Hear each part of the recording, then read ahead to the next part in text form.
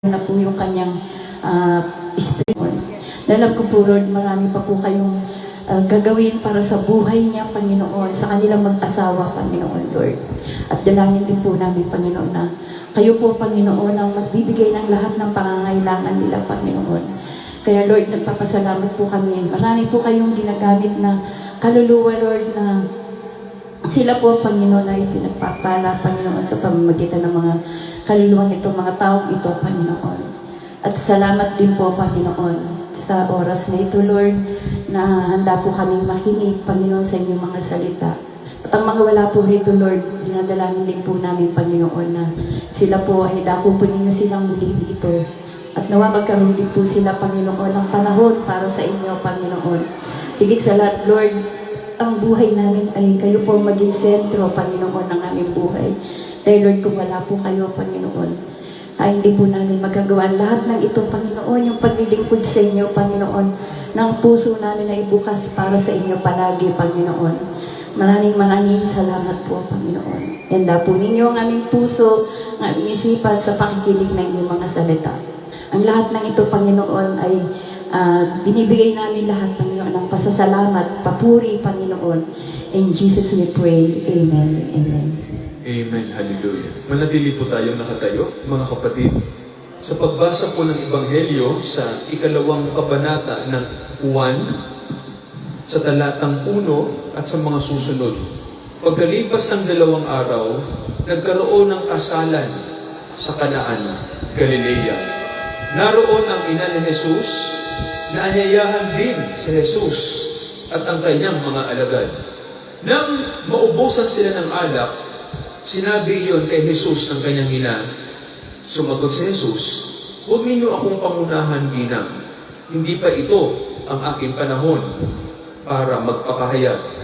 Sinabi ng kanyang ina sa mga utusan, "Sundin ninyo ang anumang iutos niya. May 6 na malalaking tapayan na bato na karaniwang ginagamit sa ritual ng paglilinis ng mga Hudyo. Ang bawat isa ay naglalaman ng 20 hanggang 30 galon. Nag-utos si Jesus sa mga utusan, "Punuin ninyo ng tubig ang mga tapayan." At pinunungan nila hanggang sa labi. Pagkatapos, sinabi niya sa kanila, "Kumuha kayo ng kaunti at dalhin ninyo sa namamahala sa kasalan." Hindi alam ng namamahala kung saan galing ang alak na yon. Bagamat alam ng mga utusan, nang matikman niya ang tubig na naging alak, tinawag niya ang lalaking ikinasal. Karaniwan, ang masasarap na alak muna ang inihahanda ng mga tao, wika niya. Subalit iba ka, ipinagpahuli mo ang masarap na alak. Ang himalang ito sa Canaan, Galilea, ang unang pagpapakita ni Jesus ng kanyang kapangyarihan. Dahil dito, sumampalataya sa kanya ang kanyang mga alagad. Let us pray. Father, i-bless niyo po ang mga salitang ito na napakahalaga, na maunawaan namin kung ano ang ipangunguna sa amin ng inyong Holy Spirit sa unang himala na ginawa ng aming Panginoong Hesukristo. Pagpalain niyo po kami sa gabing ito, sa pangalan ni Jesus. Amen. Makakaupo na po tayong lahat, mga kapatid.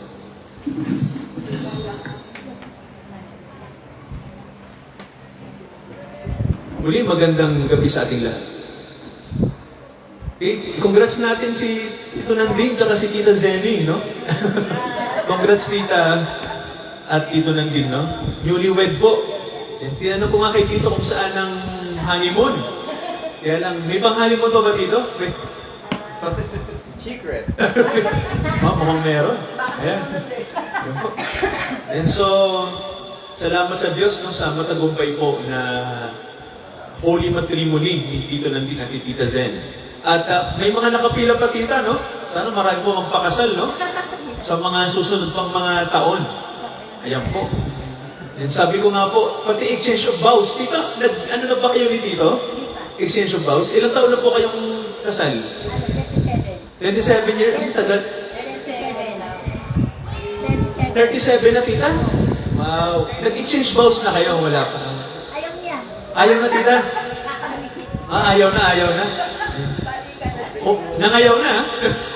Sa amin may libre kasal, ayaw naman yan. Ganon? Oo. Pero saan po kayo kinasal? St. Francis de Assis. Ano pa kayo?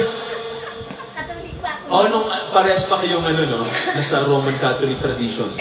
Ayan, so mahalaga mga kapatid, no, yung nabasa natin sa Bible kasi yung unang milagro na ginawa ng Panginoon ay sa kasalan. Narinig po ninyo, no? Sabi ng Biblia, ito yung unang milagro na ginawa ng Panginoong Jesucristo dito, no? Sa isang kasalan. So, ibig sabihin, pinahahalagahan ng Panginoon ang kasal. Amen po ba, no? Kasi doon siya unang gumawa ng himala, no? At mahalaga yung kasal na salita sa Biblia kasi ang Diyos ang tatakda nun, no? Makikita po natin yung kahulugan ng kasal, no? Kailangan makita natin yung spiritual na kahulugan yan, eh. Kasi alam natin ang Diyos ay Diyos na nakikipagrelasyon sa atin. Amen po ba, no? Kaya kung titingnan niyo po, ang kasal ay mas malalim pa kung titingnan natin sa Bible, no? Binanggit ko nga po, ginamit ni Pablo ang pag-aasawa sa Panginoong Hesus at sa kanyang church. Amen po ba? No? Sabi nga ng Bible, sino po ba yung lalaking mapapangasawa natin? Ang Panginoong Hesus. No? At sino po yung kabilang sa iglesia ng Panginoong Hesus? No? Sino po ba yung tinatawag ng mga born-again Christian na kabilang sa katawan ni Jesus? Di ba mga kapatid tayo, mga sumasampalataya kay Jesus? So kung titingnan niyo po, no, ang church ay hindi po siya denomination, no? Hindi siya denomination, bagamat maraming denomination. Walang label ang church. No? Ang church po ay, ito yung spiritual na katawan na pakakasalan ng Panginoong Hesus. So, doon po sa binasa natin, no, may mapapansin kayo doon sa istorya kasi doon sa kasalan, isa sa pinakamahalagang elemento ng kasalan ay dapat puno ng alak. No? So, ibig sabihin po, sa Israel, no, sa konteksto ng Israel, mahalaga sa kanila na pag may kasalan tita, maraming alak. No? Hindi para paglasingan, ha? No? Kundi, ang alak kasi sa Middle East, ito ay simbolo ng blessing. No? May pagpapala sa pagsasama ng mag-asawa kapag may alak. Yun ano, kaya, sino po ba rito yung may alak sa bahay, no? Red wine? Mahalaga tita, no? Dito, di ba? Red wine, di ba? Kasi ubas, sa Middle East, ang ubas, ginagawang alak, no? Piniferment. Kaya, noong araw pa, talagang no, sa Middle East, talagang kultura na nila na may alak tuwing may okasyon. Ang problema po doon sa nangyari na makikita natin doon sa unang milagro ng Panginoong Jesucristo, doon sa kasalan, naubos tita, no? Naubos yung alak. Kumbaga po, mukhang hindi naging handa yung bakit kaya naubos, no? Kasi dapat handa yung di ba sa kasalan, kailangan handa? Pero ba't naubos, no?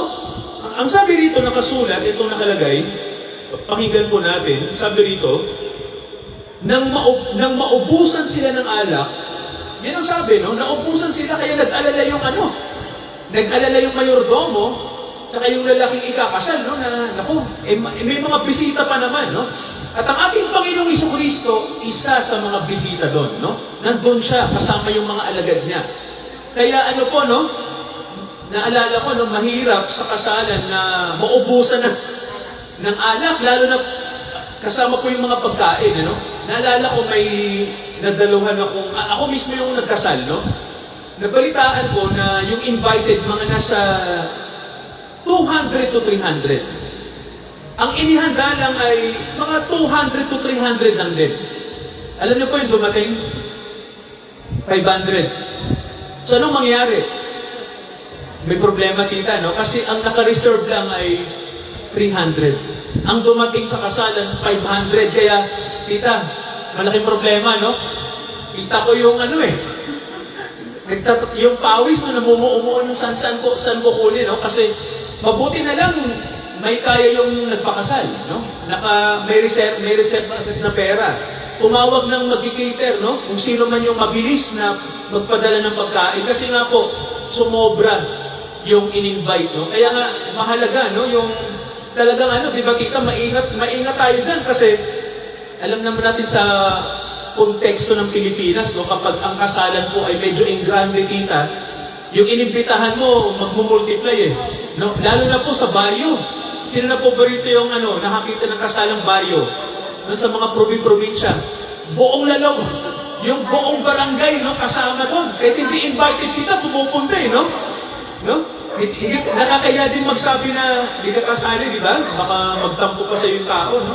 Buong baryo dumadalo, no? Kaya, naalala ko po, kahit sa Cordillera, no? Nagpapatay talaga 3 baka, 3 baboy, gano'n, no? Para ano, kung buong baryo yung dumating, kasya. Kaya, dito mga kapatid na naubos yung alak, malaking problema yan. Kaya, ang sabi ng Biblia sa atin, ang nakalagay ay, nag-intervene si Maria, no? Ang ina ng Panginoong Hesus. Nandun din yung kanyang nanay sa lupa, no? Si Maria.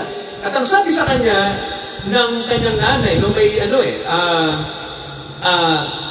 mayroong sinabi si Maria sa Panginoong Hesus, no, na paano to, no? Tapos, ngayon, anong sabi ng Panginoon sa kanyang nanay, no? Sabi ng Panginoon, huwag niyo akong pangunahan, hindi pa ito ang aking panahon para magpakahayag, no? So dito po, no, makikita natin dito, no, na nagkaroon ng diskusyon ang Panginoong Hesus at yung kanyang nanay sa lupa, no, si Maria. Na kung saan nag-intervene yung nanay, anong gagawin natin? Anak, naubos yung ano. Alam ba ni Maria na may kapangyarihan ang kanyang anak na gawin ang isang bagay na masasabi natin di pangkaraniwan? No, alam niyo po, no, ang ating Panginoong Jesucristo, mga kapatid, alam natin na may kapangyarihan siya. Amen po ba, no? May mga account sa Bible na, may mga account na ginagawa ang Panginoon na wala sa Bible, na sa ibang scripture, no? Kasi po, may mga ibang scripture na hindi kasama sa Bible, no? Siguro tatanungin nyo, Pastor, ano ba yung mga scripture na yon, no? Yung tinatawag nating mga mysterious, mga hindi isinasamang aklat ng Bible kasi tingin nila ay hindi ano kumbaga po, hindi pumasa sa tinatawag nating pamantayang pangdoktrina, no, yung tinatawag na overall teaching kasi may mga misteryo na nakasulat eh. Pero may mga katotohanan din na nakasulat doon, no? Hindi 100%, no? Kaya po no, may mga ibang aklat na hindi isinasama. Pero mga kapatid, sabi nga sa ibang account, alam ni Maria na nakagagawa na ang Panginoong Hesus ng milagro noon pa. May account na, no, sabi sa ibang tradisyon, no, sa ibang religion, nang ang Panginoon maliit pa, no, isang ano lang siya, batang naglalaro, may namatay na kalapate, ibon, pinawakan niya, nabuhay, lumipad, no? So, wala sa Bible yun, pero nasa ibang account, no? May isa pa nga, ewan ko kung confirmed, no, na parang may batang namatay na nabuhay. Parang nahulog yung bata, nang hawakan niya yung bata, nabuhay. So, may alam na yung mga magulang ng Panginoong Hesus na itong kanilang anak ay hindi pangkaraniwan, no?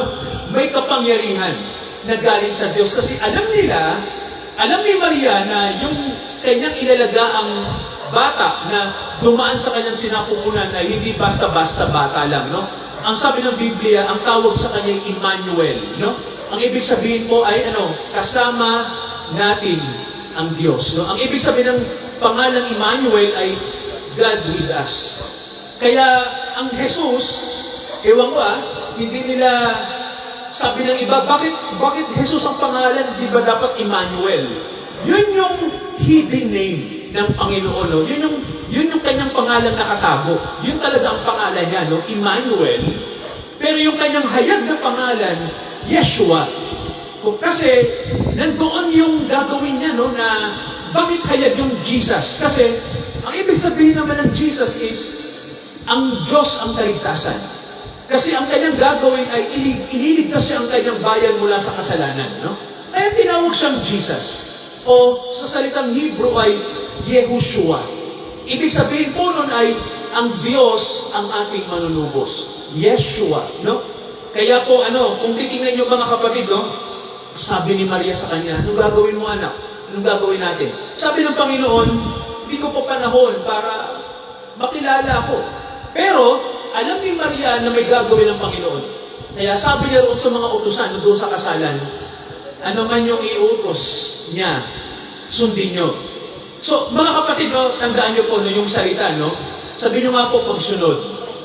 So, may mga bagay, mga kapatid, na, na sa mga bagay na crucial, ang ating dapat unawain sa panahon na alanganin, no? May malaking problema, halimbawa. Ang Diyos may paraan, tama ba? Ang kailangan sundin. So, eto yon. Sabi ni Maria, sundin niyo kung ano yung ipagagawa niya. Alam niyo po sa buhay natin, minsan ang Diyos may pinagagawa na parang sa logic natin, hindi natin matanggap. Halimbawa, doon sa istorya na yon, may anim na tita?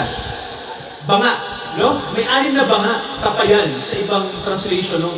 Bangang malalaki, na yung banga na yung lalagyan na talaga ng tubig. No? Hindi talaga siya lalagyan ng alak. No?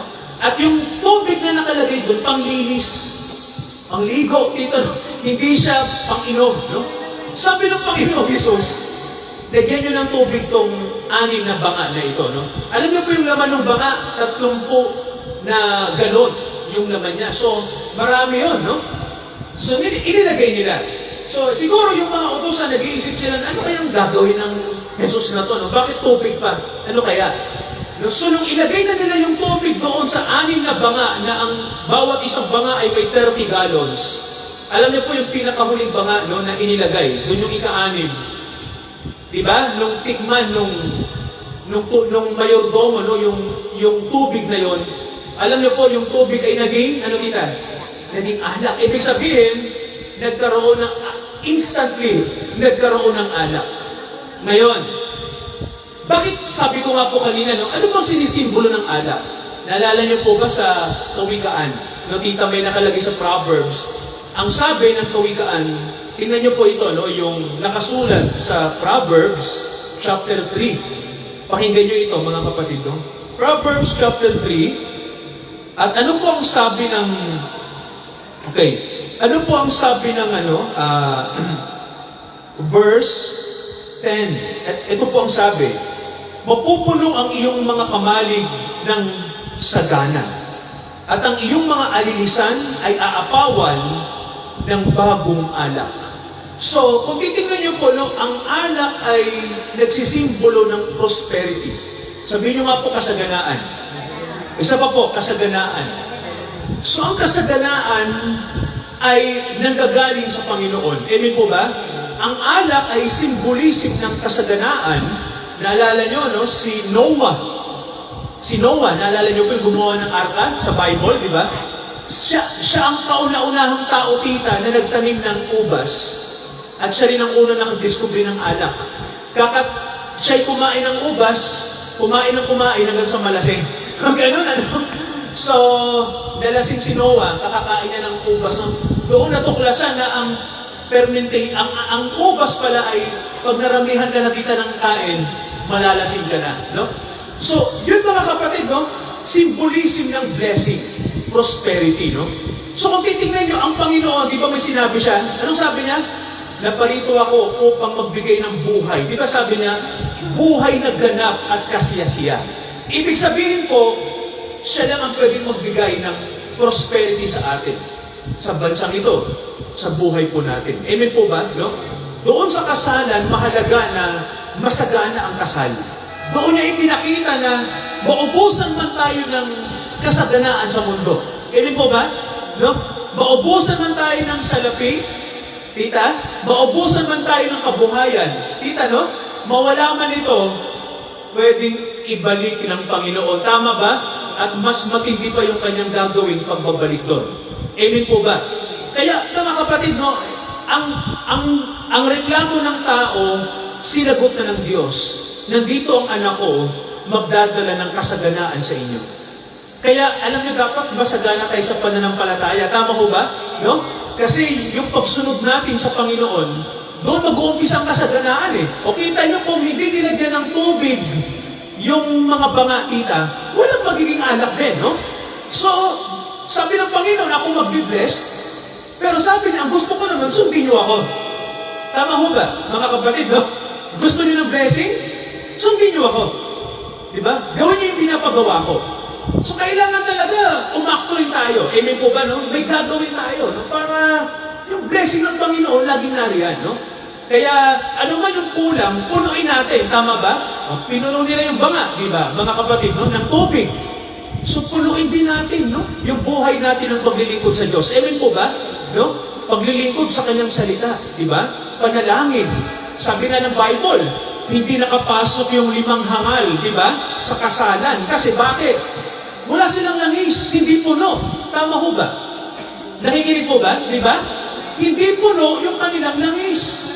Mga kapatid, wala rin biyaya kung hindi puno yung banga natin ng biyaya ng Diyos. Di ba, no? So, kailangan puno. Di ba? Kailangan, yung sinasabi na taasan natin yung level, no? Ng faith natin, di ba? Ng ating obedience sa Diyos. Kaya yun, mga kapatid, ang unang simbolo ng alak. Prosperity yan, di ba? Biyaya. Ano po yung ikalawa na pwedeng isimbolismo ng alak? Di ba, naalala niyo yung Panginoon? Di ba may hawak siyang alak noong ano dito? Noong huling hapunan. At ano ang sinabi ng Panginoon doon sa alak na yon? Ang sabi niya, ito ang aking, ano po natatandaan niyo pag kumunyon? Ito ang aking dugo. So kung titingnan niyo po yung alak ay tinawag na dugo.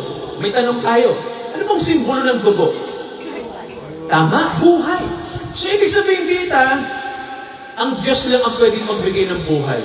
Amen po ba, no? Siya lang po ang giver of life. Kaya alam niyo po, no? Sabi nga po, kung ang buhay natin, tita, ay patay, no? Ibig sabihin, walang vitality, no? Walang meaning, walang purpose. So, ang pwede lang magbigay niya ng Diyos, ang Panginoong Jesucristo. Amen po ba ron? No, kaya alam niyo po, no? Ang Panginoong Jesucristo, nang sabihin niya na, tikman mo, di ba? Kung ano yung lasa nitong tubig na ito. Nung tikman kita, naging alak, no? Ibig sabihin po, kayang i-convert ng Panginoon, no? Yung buhay natin na walang-wala, lalagyan niya ng lasa yan, no? Gaganda yung, sabi nga po alak, it symbolizes life, di ba? Buhay. Nagkakaroon ng vitality yung buhay ng tao. So mga kapatid, no, yun yung mahalaga. Amen po ba? Yung buhay natin ay no? Sabi nga po every morning ay new morning. Di ba? Sabi ng Lamentation, may nakalagay na bagong umaga lagi kapag ako'y gumigising, di ba? Sabi nga, the steadfast love of the Lord. Sabi ng Lamentation, no? Sabi ng Panaghoy, the steadfast love of the Lord never ceases. Hindi nauubos yung kanyang pag-ibig sa mga hinirang. Yan ang sabi niya, no? At ang sabi, His mercies, ang kanyang mga awa ay hindi nagtatapos.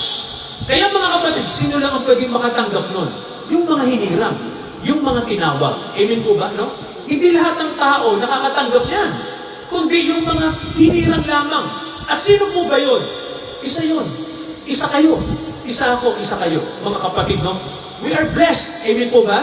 Kasi isa tayo sa mga tinawag na makilala natin si Jesus Christ. Kaya sabi ng Bible sa atin, ito yung tipan ng dugo. Ito yung buhay para sa inyo, no? Sabi ng Panginoon, binibigay ko sa inyo to. O may tanong ako, nung mamatay ang Panginoon sa krus, ano yung natagas mula sa kanyang katawan? Dugo, no? At nung matagas yung dugo, nang mamatay siya, di ba mga kapatid, sabi ng Bible, yung kabanal-banalang templo, naalala niyo po, di ba? Na kinikilala ng mga Hudyo yung sacred, sagradong templo nila. Di ba sa loob nun, may makapaltitang kurtina. Ano nangyari po sa kurtina? Nahati dito nun. Nahati sa dalawa, no? At ano yung nasa loob ng kurtina na yon? Ang tawag nila doon, kabanal-banalan. Yun yung sagradong lugar ng Diyos, no? Sa palagay nyo, bakit ang Panginoon ang mamatay, nahati yung kurtina? Alam niyo pong kahulugan. Kasi mga kapatid, di ba sabi ng Bible, His mercies, ang kanyang mga habag, di ba, ay hindi nagmamaliw. Ibig sabihin, tita, dumaloy ang habag ng Diyos sa mga makasalanan. Amen po ba? Di ba, no? Tayong mga masasamang tao, no? Tayong mga tao na hindi deserve sa Diyos, no? Kasi we are sinners, tita, di ba? Lahat tayong makasalanan. Lahat tayo may masamang puso, no? Doon pinadaloy ng Diyos yung kanyang mercy nang ang dugo ng kordero ay matagas. Kita, no? Dumalo yung habag sa atin. Kaya mga kapatid, kung tatanungin niyo ako, Pastor, ano bang kailangan para mapunta sa langit? Kailangan kang kaawaan ng Diyos at kailangan mong tanggapin yung habag ng Diyos. Amen po ba? Ganun mga kapatid, no? Angkinin mo yung kanyang habag. Kasi mga kapatid, walang religion na papasa sa Diyos. Walang morality na papasa sa Diyos. Ang kailangan ng tao, tanggapin niya yung habag ng Diyos. Kailangan niyang angkinin yun. Yun lang ang pwedeng magbago sa kanya. Kaya, di ba tita, inayaan ng Diyos, no? Mahati ang templo. Doon sa Passion of the Christ, no? Doon sa pelikula, napanood niyo ko ba yun? Nang mahati yung tela na makapal, umiyak yung ibang mga Pariseo, yung mga nagpapatay sa Panginoon, lumuha sila kasi, nagulat sila, sabi nila, anong ibig sabihin nito? Nagitla sila, yung Tagalog na gagamitin ko ng malalim, nagitla, nagulat, namangha sila, anong ibig sabihin, nahati ang kurtina na banal. Kasi mga kapatid, kailangan ang habag ng Diyos dumaloy sa atin. Amen po ba, no? Yan mga kapatid, no, yung sinisimbolo ng alak, no? Biyaya, buhay ng Diyos. So sa araw na to, mga kapatid, no? Salamat sa Diyos dahil nananalangin kami tita na sa panahong inilaan ko ng Panginoon sa inyo na binigyan ko kayo ng partner at tito, we are praying for prosperous na pamumuhay niyo po. At maging po kayong instrument ng Diyos para mag-bless sa iba. Yan, ganun din tayo mga kapatid, no? Na sa ating pakikipagrelasyon higit sa Diyos, gamitin niya tayo, tita, no? Para maging daluyan ng pagpapala. Lalo na po, Merry Christmas. Panahon ng pagbibigayan. So, ang ating pwedeng maibigay, ang biyaya ng Panginoon sa ating kapwa. Mga kapatid, no? Na maipakilala natin sa kanila si Jesus na Savior nila. Nawa po sa araw na ito, sa gabing ito, i-bless tayo ng Panginoon. No? Dahil nung matikman kita yung alak, ang sabi ng mayordomo, karaniwan, ang ibinibigay na alak ay masarap sa una.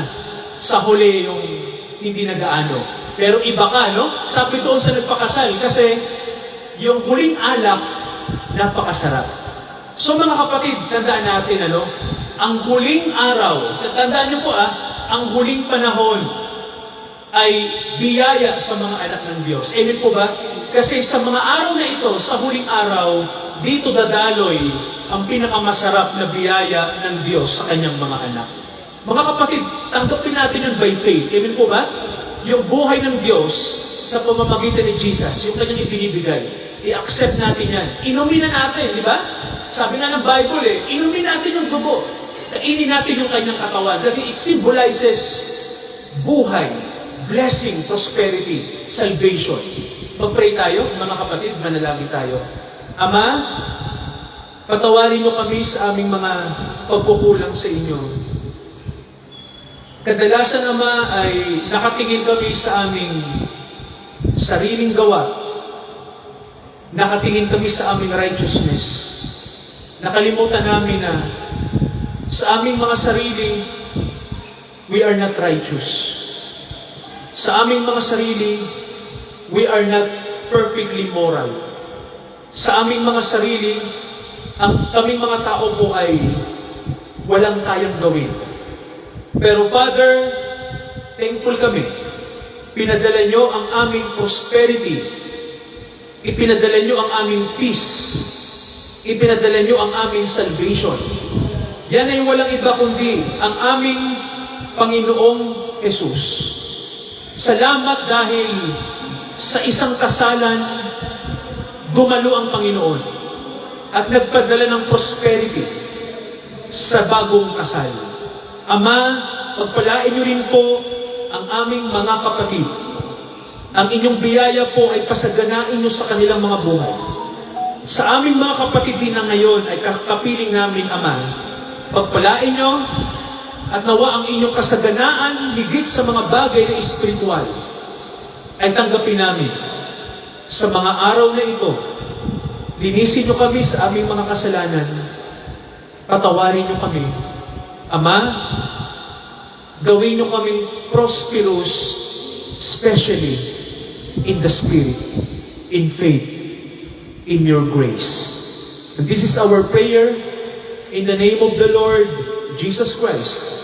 Lahat po tayo magsabi ng Amen. Amen. Praise God, mga kapatid. Sa atin pong pagkakaloob sa Panginoon ay awitin natin, mga kapatid, na yung ating awit. Seek ye first the kingdom of God and His righteousness. Itin po yun. Seek ye first thy kingdom of God and His righteousness,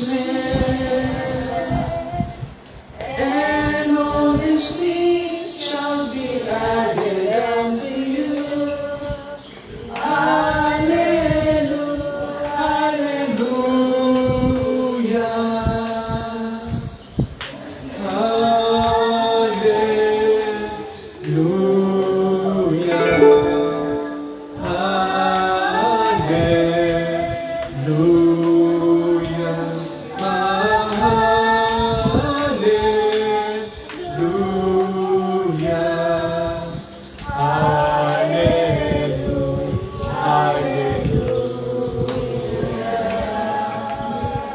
Father, tinatalaga namin ang mga biyayang ito. Salamat po sa mga tao po, mga kapatid namin, na kinakasangkapan nyo to share the blessing. Magamit ito to advance your kingdom, your gospel, in the name of the Lord Jesus Christ. Tumayo po tayong lahat. Ang Diyos na nagpapala sa atin, pagpalain nyo ang mga kapatid, palakasin nyo kami, Ama, sa Kapaskuhan ito na darating. Nawa po isentro namin sa biyaya na inyong ibinigay sa mundo upang dumating ang kasaganaan at higit ang kaligtasan namin upang kami po ay alisan ng tanikala ng pagkaalipin, upang kami ay maging malaya at upang ang inyong kaluwalhatian ay aming masilayan sa mundong ito na nagliliwanag ang inyong salita na Ama. Panalangin namin na ang liwanag nyo ay dumating pa sa inyong mga anak upang ang kadiliman ng mundong ito ay matuldukan na. Salamat po sa inyong pagpapala sa amin. Samahan nyo kami ngayon hanggang sa muling pagdating ng aming Panginoong Hesukristo. Amen, amen, at amen. Amen. Hallelujah. Father. Amen.